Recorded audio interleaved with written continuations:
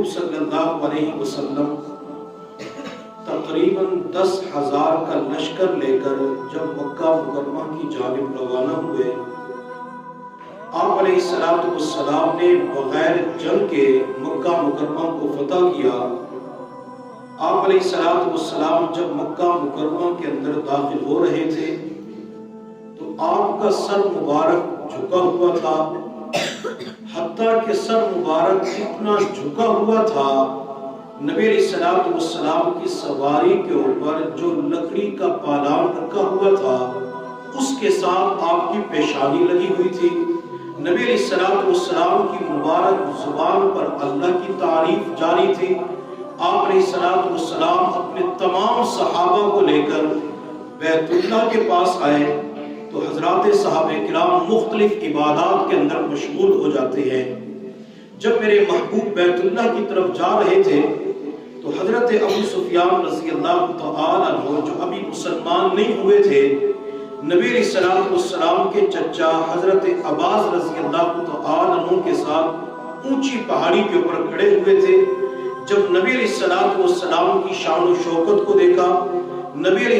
السلام کے روب اور دبدبہ کو دیکھا، جب نبی علیہ السلام کے صحابہ کو دیکھا، جب نبی علیہ السلام کے جانثاروں وفاداروں کو دیکھا تو ابو سفیان حضرت عباس سے کہنے لگا کہ تیرے بھتیجے کی شان تو بہت بڑی ہے۔ حضرت عباس رضی اللہ تعالی عنہ نے فرمایا، جی ہاں، اللہ نے میرے بھتیجے کو بڑی شان اور عزت عطا فرمائی ہے۔ حضرت ابو سفیان رضی اللہ تعالی عنہ نے اس وقت عباس سے کہا، اگر میں تیرے بھتیجے کے پاس چلا جاؤں تو میری غلطیوں کو معاف کر دیا جائے گا؟ حضرت عباس رضی اللہ تعالی عنہ نے کہا، ابو سفیان، میرا بھتیجا محمد مصطفیٰ صلی اللہ علیہ وسلم درگزر کرنے والے ہیں، معاف کرنے والے ہیں، آپ جائیں گے تو آپ کو معاف کر دیا جائے گا، اگر کلمہ پڑھیں گے تو آپ کو کلمہ پڑھا دیا جائے گا۔ حالانکہ فتح مکہ کے موقع پر حضرات صحابہ کرام نے ایک نعرہ بھی لگایا تھا، الیوم یوم الملحمہ، آج کا دن تو لڑائی کا دن ہے۔ تو ابو سفیان نے عباس سے کہا کہ صحابہ تو یہ نعرہ لگا رہے ہیں کہ آج تو گن گن کے بدلے لیے جائیں گے، آج تو بلال کا بدلہ لیا جائے گا، آج سمیہ کا بدلہ لیا جائے گا، آج خباب کے بدلے لیے جائیں گے، آج زنیرہ کے بدلے لیے جائیں گے، عباس مجھے کیسے معاف کیا جائے گا؟ تو حضرت عباس نے اس وقت ابو سفیان رضی اللہ تعالی عنہ سے کہا، یہ تو صحابہ نے نعرہ لگایا ہے، لیکن حضور صلی اللہ علیہ وسلم تو رحمت للعالمین ہے، آپ جائیں گے تو آپ کے ساتھ رحمتوں کا معاملہ ہوگا۔ جب ابو سفیان عباس کے ساتھ میرے محبوب کی خدمت میں حاضر ہوئے تو میرے محبوب صلی اللہ علیہ وسلم نے کھڑے ہو کر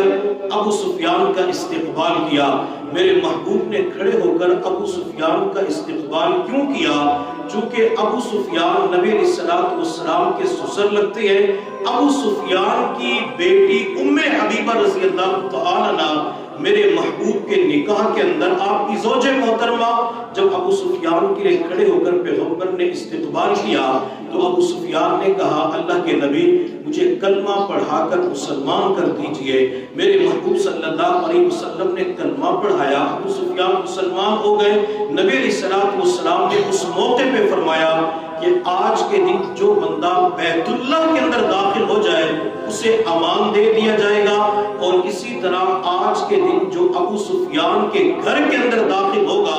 اس بندے کو بھی امن دے دیا جائے گا۔